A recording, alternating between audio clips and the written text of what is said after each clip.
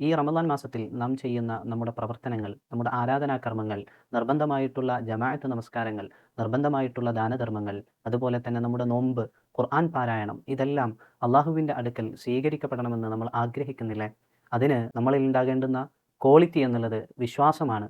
വമൻ അറാദൽ ആഖിറ വസആലഹ സഅയഹ വഹുവ മുഅ്മിനുൻ.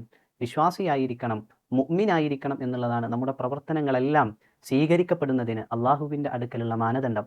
അതുപോലെ തന്നെ പ്രതിഫലേച്ഛയും അള്ളാഹുവിൻ്റെ അടുക്കൽ നിന്നുള്ള പ്രതിഫലം ആഗ്രഹിച്ചുകൊണ്ടായിരിക്കണം നമ്മുടെ ഓരോ പ്രവർത്തനങ്ങളും. ഇന്നമാ നുതഇമുക്കും ലിവജിഹില്ല ലാ നുരീദു മിൻകും ജസാഅൻ വലാ ശുക്കൂറ. നമ്മുടെ എല്ലാ പ്രവർത്തനങ്ങളുടെയും മുഖ്യമായിട്ടുള്ള നമ്മുടെ ലക്ഷ്യം അത് അള്ളാഹുവിൻ്റെ പ്രീതി മാത്രമായിരിക്കണം എന്നുള്ളതാണ്. അങ്ങനെയുള്ളവരുടെ തഖ്വയുള്ളവരുടെ പ്രവർത്തനങ്ങളാണ് അള്ളാഹുവിൻ്റെ അടുക്കൽ സ്വീകരിക്കപ്പെടുക.